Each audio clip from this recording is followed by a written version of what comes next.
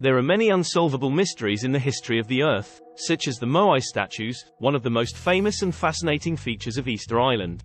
These statues are made by using stone tools to carve tuff, a volcanic rock found on several sites on Easter Island. It can be found in every quarry. But how could these large stone statues appear on an isolated island in the South Pacific? That's what I'm going to talk about today. Please help share and subscribe to the channel before the show starts. Thank you. Easter Island, also known as Rapa Nui, is a remote Chilean island a few thousand kilometers west of South America in the Pacific Ocean. Described as an archaeological Disneyland, the island has entered popular imagination thanks to the existence of 887 giant monolithic statues named Moai, which have puzzled academics since they were first spotted by European explorers. In fact, the mystery surrounding Easter Island and its unique culture has ignited the interest of scientists, archaeologists and now tourists, about 100,000 a year according to the New York Times. Due to its giant and monumental architecture, Rapa Nui National Park, which covers over 40% of the island, was designated a UNESCO World Heritage Site in 1994. Easter Island's Moai Enigma finally solved.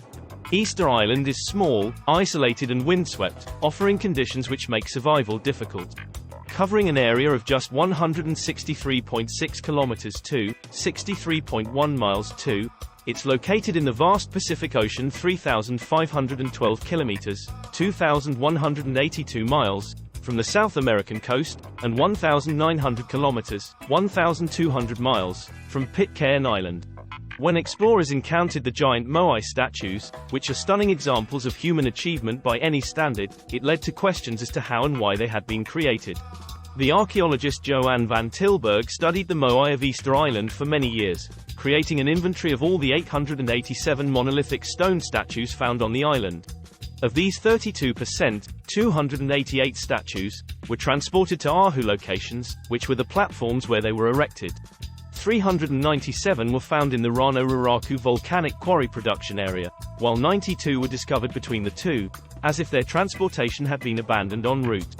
It's quite difficult to overplay the mind-boggling impact of these gigantic statues, which range from between 1.13 meters, 3.7 feet, in height to a whopping 21.6 meters, 71.93 feet, high.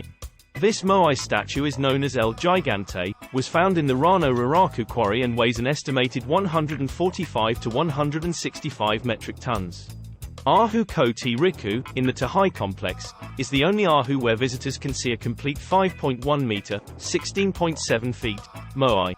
It includes a replica red pukao hat and is the only Moai with eyes, made of white coral and obsidian pupils and included in 1990. Archaeologists discovered that the Moai originally had eyes in 1979. Meanwhile, the largest upright Moai, known as Paro, stands at 9.9 meters, 32.63 feet.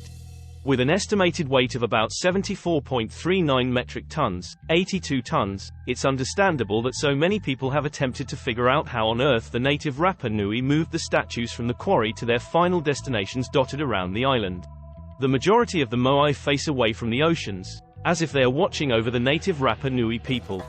The Moai statues themselves are depictions of humanoid faces and their bodies made out of volcanic rock, with a large body and a pukao hat made of red scoria. Most of the Easter Island Moai were made out of one enormous and easy-to-carve volcanic tuff sourced at the Rano Raraku quarry, a fascinating destination particularly due to the many statues which were left behind, providing much-needed clues as to how the statues were made. Who created the Moai statues and why? The obvious question is who built these huge statues on such a remote island and why were they placed there?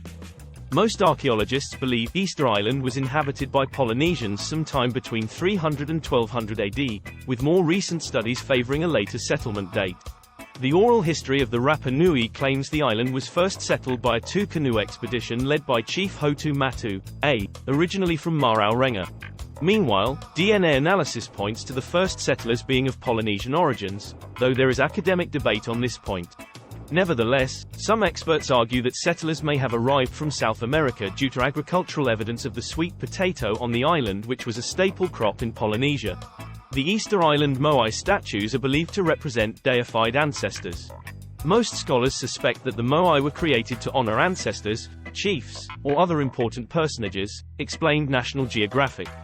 However, no written and little oral history exists on the island, so it's impossible to be certain.